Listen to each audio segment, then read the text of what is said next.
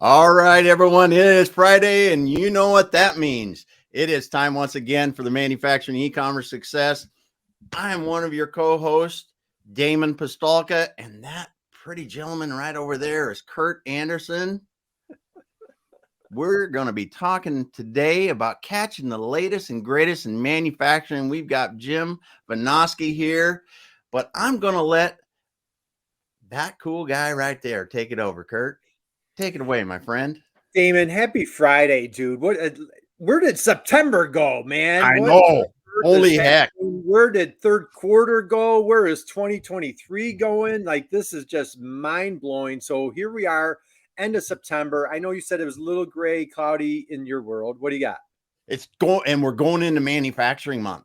We're going into manufacturing month, and that's exactly why we brought the big guy on, because we're going into manufacturing month. So, man, I hate to tell you, Damon, where I'm at, it is just an absolute perfect, flawless, wonderful fall day. Football's in full gear. We got baseball, playoffs around the corner. Just, we're talking marching band before we went live. So we've got all sorts of just great things, apple cider, fall leaves, you name it. We've got it. But hey, for manufacturing month, we brought in Mr. Manufacturing himself. So, Jim, how are you, brother? It's been way too long. What is up, dude? Doing great, man. It's like Christmas morning over here. Looking forward to this all day. Like, okay, you guys, you know what? We will never hear those words again. We grow the beards out for Christmas, man, and we look like Santa. So that is, hey, and Whitney Houston's in the house here. Yeah. So, hey. Oh, that's funny. That's another funny. Wardrobe change. So hey, she's on you, Damon. I was on live this morning earlier, so I worked out in between. So all right. Well, hey, you look handsome as ever. So Jim, what is up, dude? How have you been? What is new in your world? Please, curious minds want to know, how are things in Jim's world? Really good. Yeah, hopping. Things are crazy. There's always new stories to tell. So I continue to write those at Forbes, and then I've got my own show over there, Manufacturing Talks, and that's picked up. I went weekly since the last time we talked, so nice. Yeah, just craziness. Awesome. So all right, just to recap a couple of things right there. So Jim is a writer for Forbes, and he is the official, I call him official, he's the official guru manufacturing contributor to Forbes. And we're going to talk about a couple of fun stories that you've written. Just, go to Forbes, type in Jim's name, and it's going to come up. You want to connect with Jim here on LinkedIn. We're talking Manufacturing Talks, which is your great little webcast, doing an amazing job. Dude, you told me on the phone, or we were on a call recently, you're like, you had 11,000 views or something on one. Did you tell me that? Yeah. Yep. Yeah. Rock and roll. And he's like blowing it up on YouTube. So you guys want to check out his YouTube channel, check out Jim on LinkedIn. And so we're going to take a deep dive. Now, Jim, you know what? It was like 2 years ago that you were on the program. It's been a long time. It's been a while. You know what? I had my daughter actually had a figure skating competition. I think I was at a hotel that day, Damon, and we were hanging out with Jim. So Jim, I'm pretty sure I didn't ask you this question last time. So I'm going to ask you this time. And even if I did, who cares? It's been 2 years. So right. Jim, we were talking about, like, when we were little guys growing up before we went live. So, hey, when you were a little guy growing up, who was your hero? Who was your hero when you were a little guy growing up? Wow, that's a good one. My dad was my hero. Nice. My dad, awesome. he had 7 kids, and he worked for the U.S. Forest Service, went out and fought fires out west every summer, and come back smelling like wood smoke, and took care of all of us and gave us a good life up there in tiny little Ironwood, Michigan, way up in the Upper Peninsula, where no one really knows where it is. In the UP. Yeah. It was a great place to grow up, and he really set the example for how to be a good man, how to be involved in a lot of things, do lots of cool stuff, and be a good father. Oh, that's all right. So incredible. All right. First, and what's Dad's name, please? Ed Vinoski. Ed. All right. So, all right. I want to give a shout out to Ed. And so let's go there for a minute. Hey, we've got a couple friends here. We've got Gary. Gary, man, I've seen you a couple of times this week, brother. How you doing, dude? He's up in Rochester, New York. We've got Jason coming from Gilbert, so down in Phoenix. Guys, happy Friday. Drop us a note. Let us know that you're out there. Yeah. Give a big warm welcome to Jim. If you have any questions, we're going to be talking Manufacturing Talks. Did you get that one, Damon? We're going to be talking Manufacturing Talks. We're going to be talking about articles in Forbes magazine that Jim writes. And so let's see. I want to hear a little bit more about Ed. dude, how do you like manage 7 kids? He's like going west fighting fires. Let's give us a little more juice on Ed. I want to hear more. Yeah, yeah. So he grew up outside Pittsburgh, you know, kind of the steel world, but also on the edge of West Virginia. So I think he got a real good dose of being outdoors. He was a hunter growing up, putting food on the table. He grew up starting in the Great Depression. So, Yeah. you know, that generation, we can kind of lose what they learned and what they went through because we've had it so good.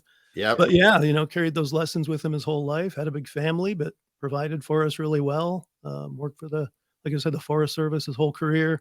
Wound up doing timber management. So he was managing those timber sales where the logging companies come in and bid on lots of land where they're going to go log the national forest. And so he managed all that. And yeah, again, you know, except when then the fires would spring up out west and everyone, all hands on deck. And so he'd fly out there and be out there for a couple of weeks every summer.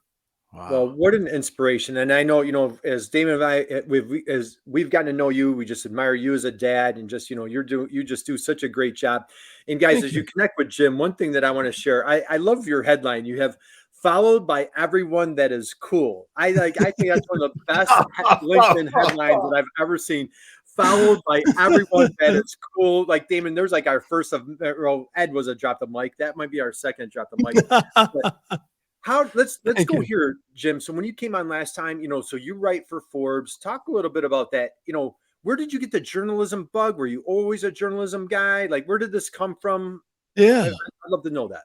So it's kind of crazy. It goes all the way back to high school. I had 2 things that I was really good at in high school. One of them was English class, reading, writing, all that stuff.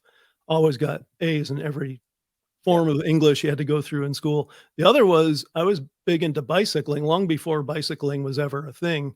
I remember being 13 years old and coming across a copy of Bicycling magazine in our local newsstand, and I was just hooked. So I've been riding a bike for 40 plus years. Nice. And it wound up, you know, those kind of both weighed in on as I get, you know, toward senior year and graduation where I would go. I knew I wanted to go to college, and it came down to, you know, I'm going to go study English and maybe be an English teacher or English professor, or am I going to go study something technical? And it wound up kind of focusing around mechanical engineering, being that fit with the bicycle world. And I'm not going to lie, you know, money talks, right? So look at what the prospective earnings are. I wound up going the technical path. But what was interesting is, you know, even through college, I always did phenomenal on those English requirements and electives you had to have, and got out of school. And it's like everywhere I went through my whole life, I would be doing some kind of writing. I had, you know, a few things published here and there in, you know, like Plant Engineering magazine, for example. When I wasn't doing stuff like that, I was writing just my own stuff. So I'd be bicycling with a club and they needed a newsletter. I'd write the newsletter. Wound up at General Mills for about half my career and came up with my own newsletter there, kind of an underground thing that wound up going out to like 700 people around the world. So just always had that going on, and then never really pursued it formally in any way until a little over 5 years ago. I'm on LinkedIn, and one of my contacts is a recruiter, and he shared a post from one of his colleagues out in California. And she said, "Hey, I'm just doing a favor for a friend. She's looking for someone who can write magazine length articles about manufacturing. Here's my email address if you're interested." And I thought, well, you know, that sounds kind of cool. Be kind of that combination of interests. So I sent her an email and said, "Yeah, I've been in manufacturing for 30 years and been a writer kind of in some regard all along. And I just want to hear more about what you're talking about." She came back within an hour, emailed me and said, "I looked up your articles online and they look phenomenal to me. So I'm copying so-and-so at Forbes. You two take it from here." It was that simple. And Jim, forgive me, you had a bunch of articles already on your LinkedIn profile. Is that what it was? Yeah, I had articles there. I had articles that you could go search that were published in other outlets online. So there was stuff out there that she clearly went out and found. Yeah. But I saw that Forbes thing. I mean, my immediate thought was, that was stupid. I mean, that's just never going to happen. And I'm sitting there just kind of puzzling what to do with it. And the woman she copied, who actually wound up being my first editor for Forbes, she sends me an email and she says, "Yeah, I looked at some of your stuff and it looks pretty solid. send me some articles that are more, in line with what we're talking about. And then let's get on the phone next week. So did all that, got time set up with her and got on the horn the next week. And we chatted for like 45 minutes. And she was like, yeah, what do you want to write about? What's your specialty in manufacturing, blah, blah, blah, just kind of feeling me out. And at the end of it, she says, well, okay, this sounds great. I'm sending you a contract. Done deal. Drop the mic number 5. When people ask me how I got into Forbes, I would say just hand of God. It was the big guy saying, yep, it's time. Yeah. Because whoever would have expected anything like that? And I still didn't believe it. I went home that night and I'm talking to my wife. I said, I'm not sure about this, but I think I might be writing for Forbes. But sure enough, here comes a contract a few days later. And that's awesome. That's awesome. Can everybody out there just digest this story, right? Just sink this in. And so a couple of things to take away, Damon. What I'm hearing, or I'm anxious to hear what first off, Jim raised his hand. He saw something that caught his eye. So number one, you need to be out there. You need to be on LinkedIn. You need to be active. You need to be in community, right? Number one. Number two, Jim, you raise your hand. What's the worst that can happen? What are the consequences here? You know what? And I've spent my whole lifetime what's the worst that can happen? How about flipping the script? What's the best that could happen? And the best that can happen is I start writing for Forbes. And I'm a Forbes junkie, man. When I was in college and when the Forbes 400 came out, I would memorize every guy on that. What a privilege, what an honor to write with Forbes. Damon, what are you thinking? It's nuts. It's nuts. And it's just but think back to what you were doing, Jim, that prepared you without even realizing. Right. All the way from just writing stuff, getting some things in plant engineering, like you said, to writing those newsletters, which are still creative things. You're building your skills in writing. Right. And then to be able to the situation just come together like that. And then for them to see your abilities that easily, and boom, it's so cool. Well, you hit on a key aspect too, Damon, because I found out after the fact, after it was all the dust had settled, that one measure that they use to determine if someone's, who they're looking for is there that body of work out there? Is there that evidence that this person is going to be consistent and, putting forward high quality stuff month in, month out. And so having that kind of paper, all electronic now, but paper trail that I had already built up was a key piece that got their attention. Yeah. So always pursuing a passion. And I love and you call it the entrepreneur, if you will, Jim. And so you're at General Mills, if I have that correct. And just nobody asked you to do it. You just took the initiative to come up with a newsletter, right? Is that what you're saying? Yep. Exactly. Yeah. Actually went back to my first plant I was at with them. We had a problem where it became evident we weren't getting information from our engineering department and our maintenance department out to the folks on the floor. So they didn't know what projects were coming up and what maintenance work was coming up. So I just started a weekly short, one pager, just saying, hey, here's what's going on in the engineering world. And, putting back then paper copies out for people to pick up and read. Right. Yeah. Paper for people to read. Yeah. Oh, God. All right. Let's keep this rolling. So now you share, rocked it A plus in English class through high school. So, it's in your bone, it's in your DNA. You carried into, throughout your career, didn't pursue a career in journalism, but you brought that passion into your career. And how cool is that, guys? What a takeaway. Do something at your job that you're not asked to do. Do something at your job that is entrepreneurial or that you can own and build into where you end up on Forbes. This is such a great inspirational story here. Now, Jim, okay, so some folks had that journalism bug and they're like, I'm not going to be on camera and I don't want to do a podcast. Other people dude, for me to sit down and type out a 500 word blog post is just not going to happen. I'd rather do podcasting or video. You're doing both. So you've got Manufacturing Talks. So again, guys, you want to check out Google Manufacturing Talks. Check out Jim's YouTube channel. He has tons of videos, tons of great interviews with amazing people. A lot of folks that have been in our program. So we have a lot of cross friends that you've interviewed, Jim.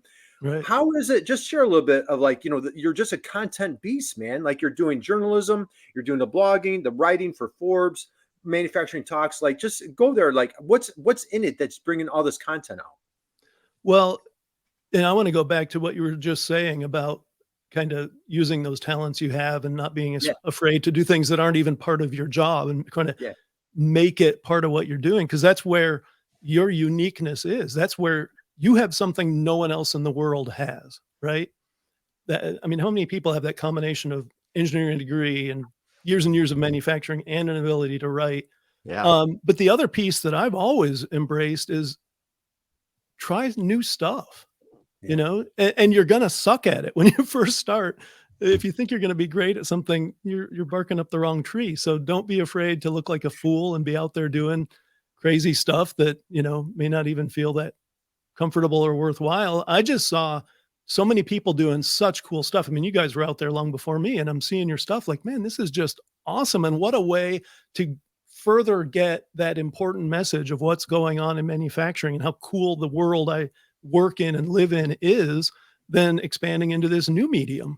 And so, it was literally just, I went over to Best Buy and picked up what they had on hand and started doing videos and plugging them up on YouTube and cutting the audio and throwing it out as podcasts and put it on my website and just, got 5 or 10 viewers and felt good about it. And it just kept doing it, just keep lather, rinse, repeat. And like you said, yeah, now I've got a video with 11,000 and counting and get to talk to some amazing people along the way. Well, that's perfect. I'm going to, Damon, can you I just laugh too, because remember in the days like you, when you start and you go, wow, someone downloaded my podcast. Woo! Right. Someone. Yep. Or watch the video. It's like, and I think that's what gets a lot of people when they're starting to do this. You really have to have the passion for the message you want to share, like you're doing manufacturing here. Otherwise, you're not gonna slog through that beginning. Right. Passion. Well, and you're not going to keep people either. Yeah. Because you're not in it. Why should they be in it? Yeah. Awesome. So, Damon, can you see my screen? Yeah, I can. Yeah. Okay. So guys, what I've got here, I've got Forbes. So just, proof in the pudding here. I don't know. Does anybody even use that expression anymore?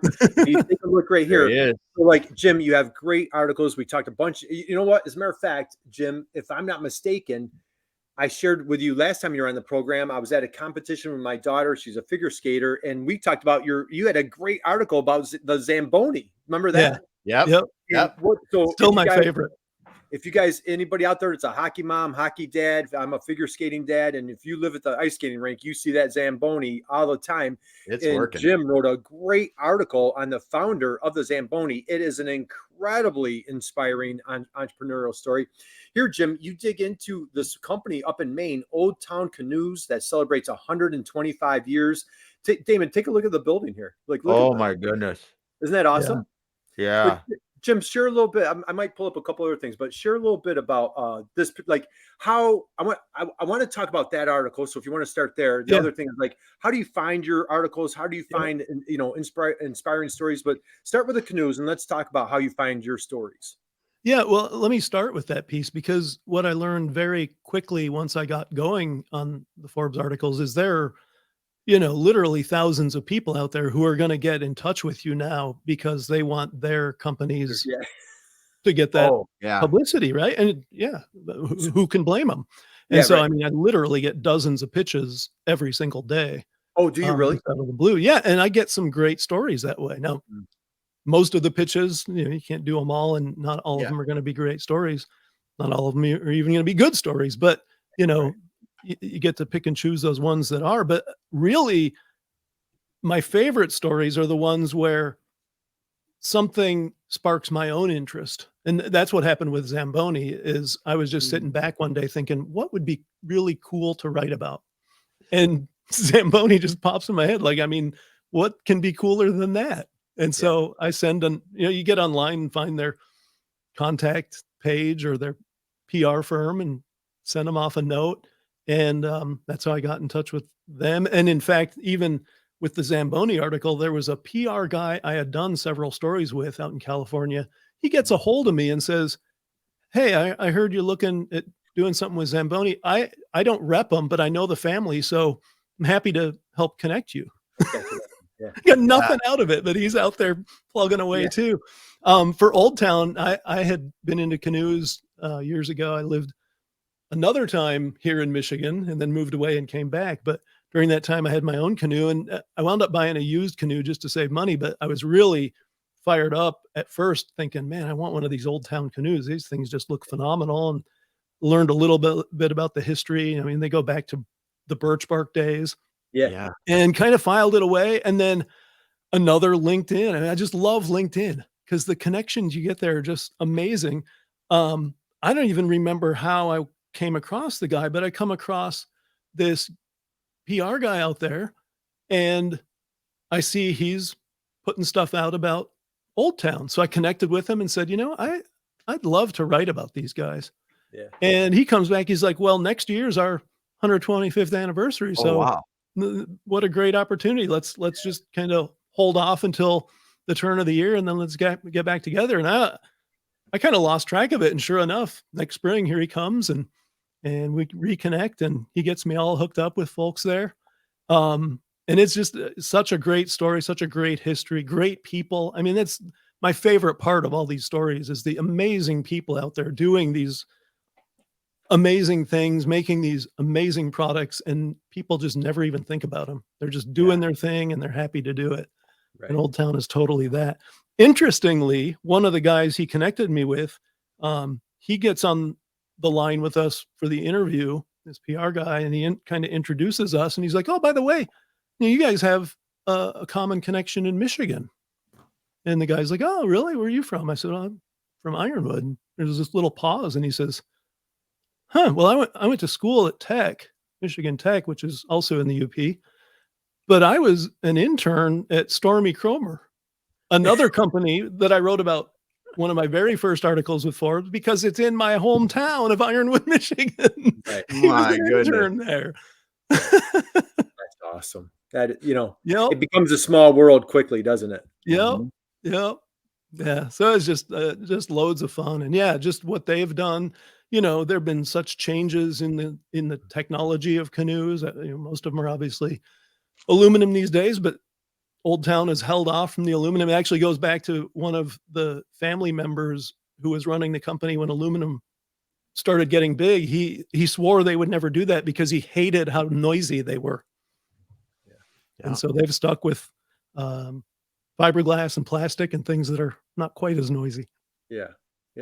Well, I'll tell you, that's awesome. I'm going to share again. So let me take a look. I want to go here, Jim. Let me go to let me go here. Can you guys see my screen?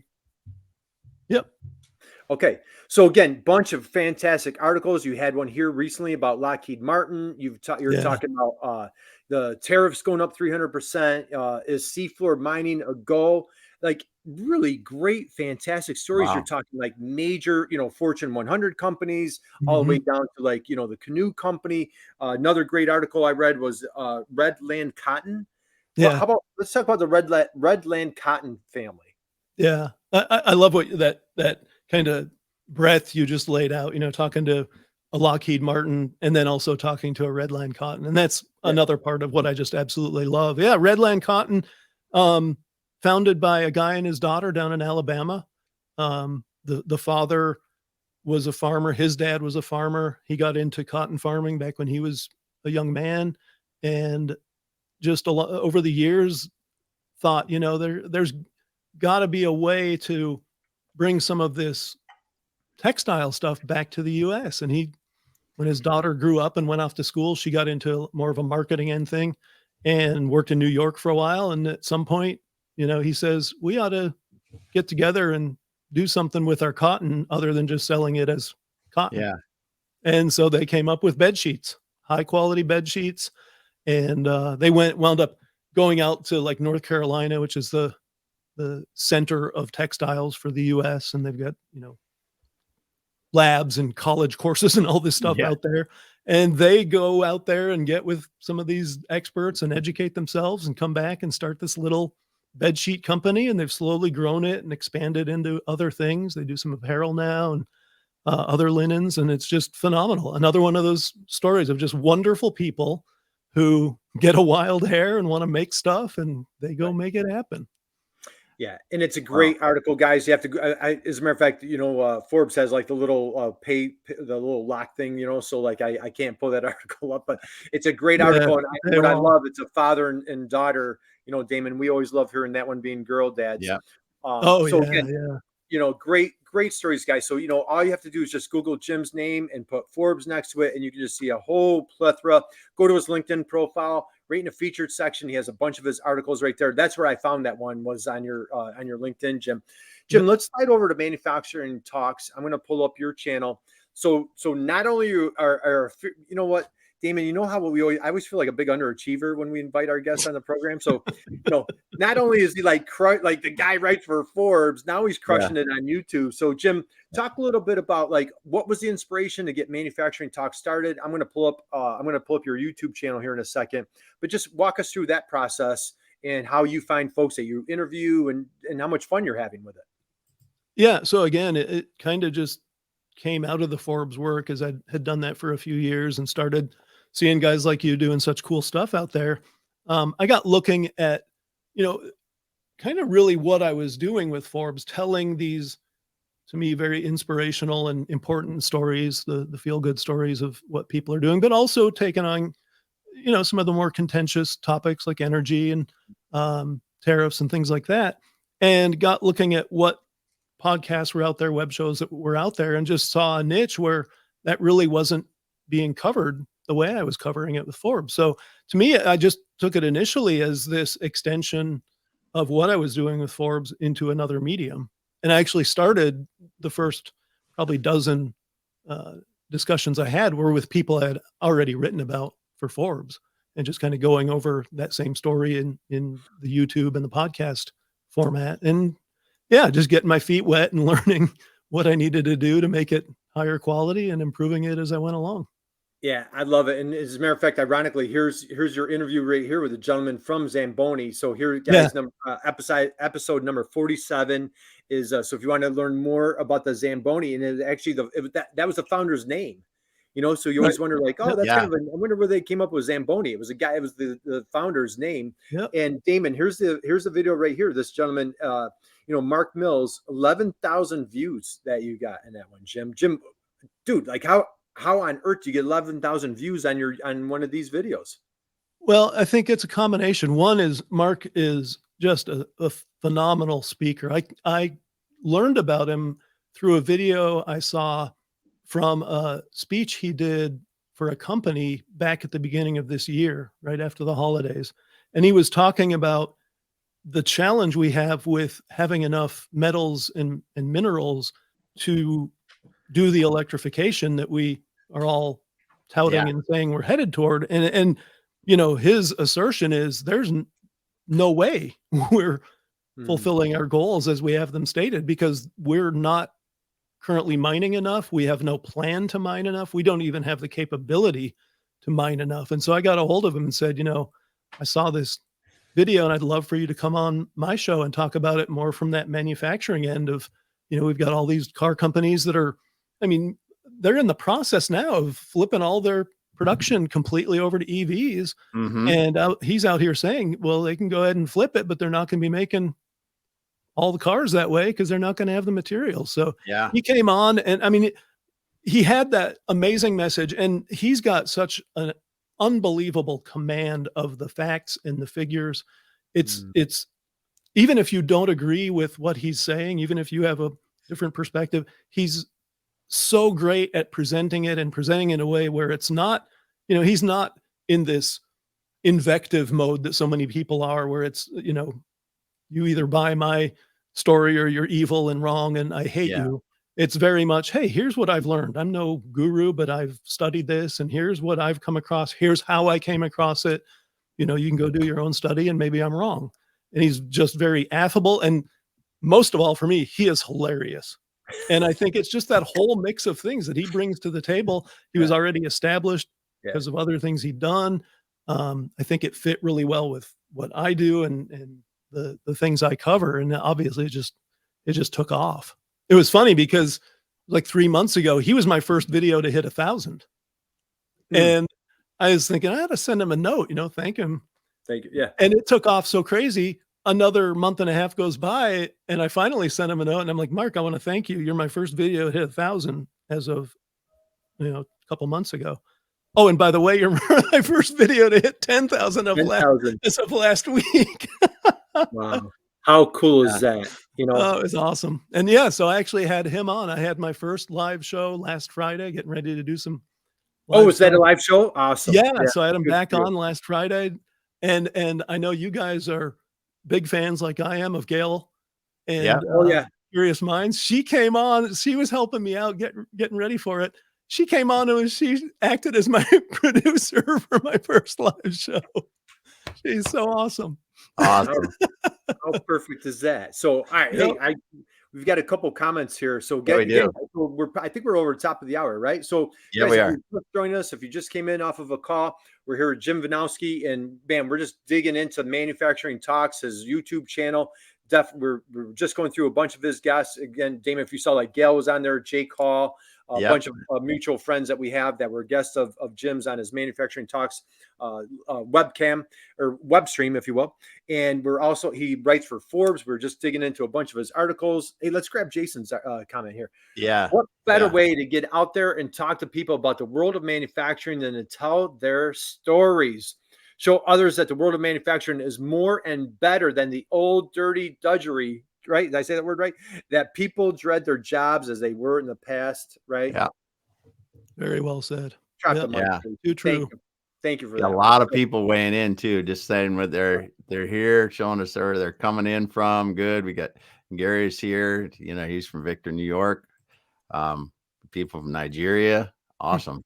Yep. Yeah. Great stuff. So, all right, hey, let's keep the party rolling. So, Jim, we're here to talk about the latest and greatest in manufacturing, and between like your Manufacturing Talks, between articles that you write for Forbes. I mean, you're really at the forefront. You're talking to all sorts of folks all over the country. What are you hearing? What are you seeing? As we come into the fourth quarter, what's on the streets, dude? Yeah, well, I think it's two-pronged. For the near term, I think there's a lot of bullishness about manufacturing, and especially American manufacturing. You hear about the reshoring and the nearshoring. People realized through COVID, when we couldn't get stuff from overseas, geez, maybe it's not such a great thing to have this just-in-time philosophy that relies on everything going perfectly all the time. Yeah. And, there's nothing wrong with just-in-time, but you also have to have kind of a safety valve. And we didn't have that in a lot of cases. And we saw it on the store shelves, right? Yeah. And so as we've recovered from that, people are now saying, maybe we don't reshore everything, but we bring some stuff back closer, and maybe it even costs us a little more, but now we know we're going to have our shelves full. So there's a lot of good stuff happening. And I think there's some good tailwinds. It's a little rough right now because obviously the economies, not just ours, but around the world, are somewhat struggling now. So there's some tailwinds, but there's also some headwinds. I think longer term, I've got some concerns. There are probably two main ones. There's so much hype now about all the government money pouring into manufacturing.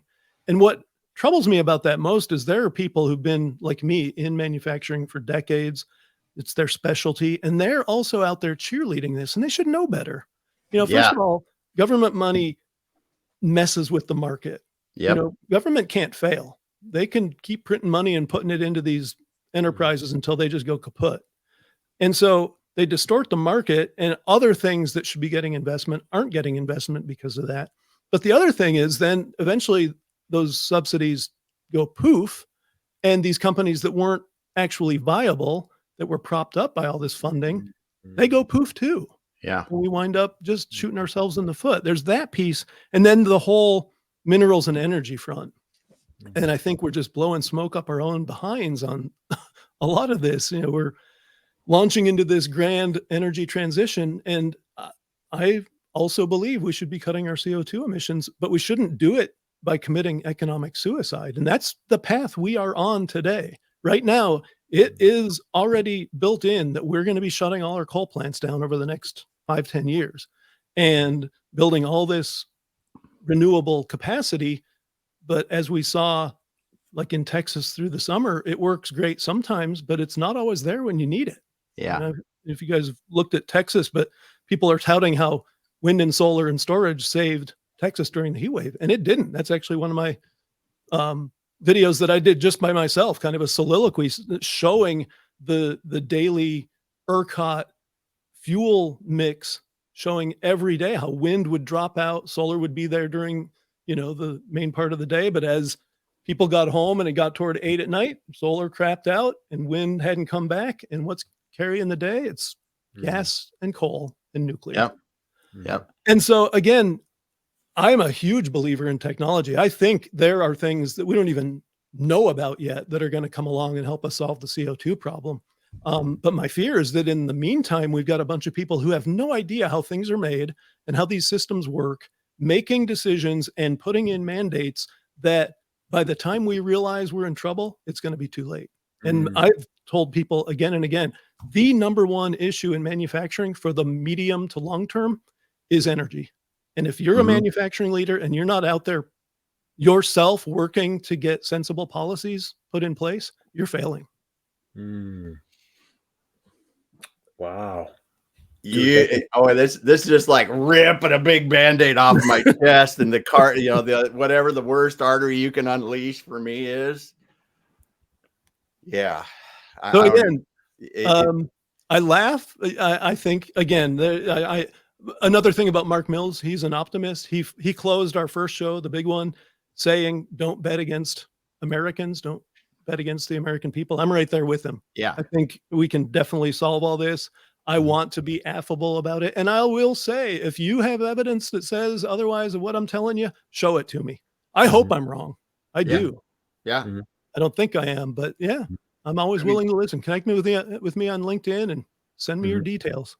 Yeah. If you're right, I'll wrap them into my story. You said just one side. I mean, where I'm at, right on the left coast, we have cities that are banning internal combustion engines to be sold, after a certain date. Yeah. They don't even consider the fact that if we're all going to use EV cars, and I would love to have everyone to have an EV car if it's the right, like you, the infrastructure to just get the power to the houses to power the cars or to the charging stations, we would have to it was like quadruple the capacity because we're taking the same energy that is now in liquid form in petroleum-based products, and we have to run it through our power system that is not made to run that much power through it. It's math, right? Yeah, it's math. Yep. Well, and we never talk about the costs either. Yeah, it's just like this stuff's going to happen, and it's not going to cost us anything. If you look at the cost of true, wholesale electrification, you're talking about hundreds of trillions of dollars for the world. And, that just rolls off your tongue because you can't fathom how big that is. But, you're talking about dedicating a third of our GDP to electrification for the next 30 years. Is that realistic? I don't think so. Yeah. So Jim, let's go here. So folks out there in manufacturing, energy, absolute top priority, through COVID, labor has been just absolutely front and center, right? What are you hearing? Boots in the street. What do you, anything new on the labor front? What's going on there? Yeah. So, I think we're past the crises that were kind of the immediate post-COVID thing as we brought stuff back and had more stuff being made here. People couldn't get even the staffing really to do a lot of it initially. I think people are still challenged with their staffing needs, just not at crisis level. It's another one where we really have to understand demographics, and this was baked in. Shouldn't be a huge surprise. I think we just got surprised by it because it came on a little harsher than ordinary times would have said it would. And I'll get into that in a second. But the long term is we know the baby boomers are the hugest generation in our time, and they're already retiring. And so, the fact that the number of workers isn't there shouldn't be a big surprise. What COVID did is also steered a bunch of government money into paying people not to work. And we're coming out of that somewhat, but we're not entirely out of it. So, I think there's public policy concerns there. The other piece, though, that I'm really bullish on is more automation.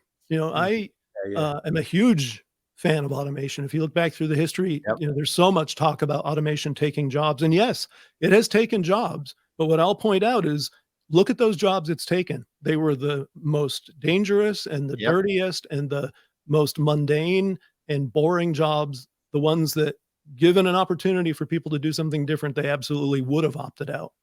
And so if we can further automate in the way that, for example, Aaron's, the people who make the snowblowers and lawnmowers in Little Brilliant in Wisconsin did it, they brought in robotic welding cells and trained the people who had previously just been loading, the lines for manual welding, trained them up to run these automated cells. They didn't lose anybody. Right. And, so their workforce is happier than ever. They've got much better positions that they're filling. Their business is thriving because now they've got the automation to keep up with the numbers that their phenomenal products are driving. I have an Aaron snowblower myself, so I'm a fan. And they totally did it the right way. And I think that's the reality of, even if you fix the kind of government money problem, we're still facing that the very skilled baby boomers who have bolstered us for so long are going away, and we're going to have to address that. And that's the way to do it. Yeah. And that's the thing, I think, and you hit it. Automation is just going to allow us to continue manufacturing, and we're probably going to manufacture more efficiently. And it's not because we're replacing jobs. It's just like we got people that are retiring that we can't hire that skill back. And somehow we're using the automation and the people that are there, or the people that we can hire to continue manufacturing, but only at more consistent and higher quality levels just because of the automation. I think automation now, if anyone's touting the fact that it's going to, cost us jobs, they're not looking at the numbers. No.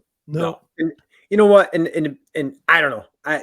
It's been, if you go back to the Luddites, right? You go to the textile mills from the late 1700s in England, they were boycotting, they were fighting because like this new technology was coming in, and like these, it's been going on for centuries. And so, the printing press, it was the same thing, man. I'm not going to sit here and write this whole thing out. That's my job. Well, hey, this guy's got a little printing thing. It's going to knock it down in, 30 minutes. So I think it's been centuries that we've been battling this, but when you're in it, it's change. People don't like change, right? Was it Peter Drucker that said that? People don't like change. And unfortunately, life is all about change. And so I love what you're saying. And Damon, we just had Sammy, actually a neighbor of yours, Jim. We had Mission Design and Automation, Sammy Birch. She's in Holland, Michigan. She was just on the show. She was just on the show on Monday, and we were talking. We showed a video of her incredible manufacturing company. Just grew from 48 employees to 140. Wow! In 3 years, 48 employees to 140 in 3 years. So when you hear about automation taking jobs, it is creating jobs. Yep. So I Damon, I know, like we're like coming into time. Yeah, we're coming into time. Like, we here with Jim all day. Jim, I wanted, you are an absolute content beast. And again, it looks like Dan Bigger might be here. So Dan's here. Dan right there. Dan, happy Friday, brother. We love you. Appreciate you being here. Thank you, everybody, for being here. We're here with Jim. We're talking about manufacturing talks. He's a manufacturing correspondent for Forbes. Just great content. Jim, you are a content beast. Thank you. One man just like putting all this out for small manufacturers that need to stop being the best kept secret and just get that content started, whether it's a video, whether it's podcast, whether it's an article, a blog, just something. Any advice, any words of wisdom that you could share for a manufacturer of like, how do you just start that content journey? Well, you just nailed it. Start small, get a blog. And the key with blogging is you have to be consistent. So find someone who will keep it going. Doesn't have to be daily or even weekly. Get a blog post out there once a month. Just get some fresh stuff on your website for people to check out. PR spending is a challenge. I know, sometimes budgets are tight, but a good PR person can get your name out there and pay for themselves many times over. And then engage. To me, this is really for all size manufacturers.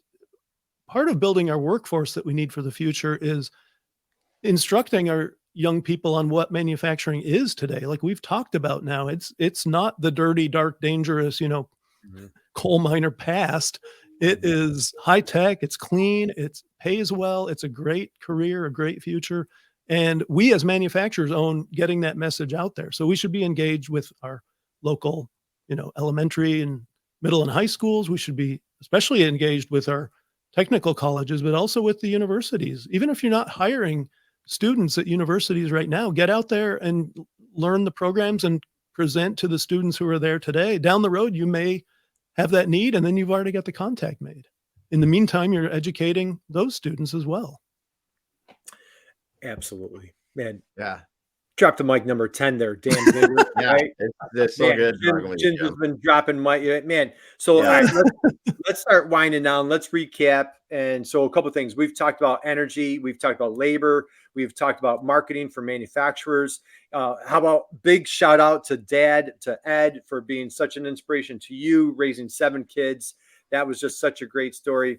Now, Jim, I think this ties in. If I'm not mistaken, you and I were kidding around about something. So I think this last question might tie into something that you and I talked about once. So yeah, Damon, should I go there? We have to. We have to. So I'm going to go there. So we were talking a little bit about sports, but so, Dad was a Pittsburgh guy. So maybe I'm going to talk baseball. We're in the baseball season. You got the Pirates, you've got your Detroit Tigers, so if you're a baseball fan, Jim, by any chance, let me just go with a hypothetical. Okay. Hypothetical. Let's just say your favorite baseball team is it's the bottom of the ninth. Okay. Bottom of the ninth inning, tie score. And there's a guy on second base, tie score, bottom of ninth. Your favorite team. Since you're in Michigan, we'll just say Detroit Tigers are playing, and they've got to win this game. They've got to win this game. Okay. So 2 outs, bottom of the ninth, and a manager turns on the bench and he says, "Hey, Vinoski, grab a bat, get up to the plate and hit in the winning run." Right. So you grab your bat, you're walking up to hit the winning run so the Detroit Tigers can win this game. Jim, what song is playing what is your walk-up song as you walk up to the plate to hit in the winning run? Yeah, it's Indestructible by Disturbed. Oh man. I think weren't you and I we're going to talk about 80s hair bands or something? Was that you? My goodness, that's awesome. So he didn't even blink, Damon. He didn't even know he was there. He was there. So drop the mic number 11. So that Jim, that would do Disturbed. I feel go check that song out. That I'm going to after extremely we get done. Inspirational for when you need to be the man. Jim, thank you, dude. That was all right. That might be Damon. Maybe that's our new theme song, right? So Disturbed might be a theme for our weekend, right? We'll be a little disturbed. So, all right. So, how about everybody out there? If you've been sitting with us for the past, what are we at? Almost 50 minutes. I encourage you. I invite you. Let's give Jim a huge round of applause.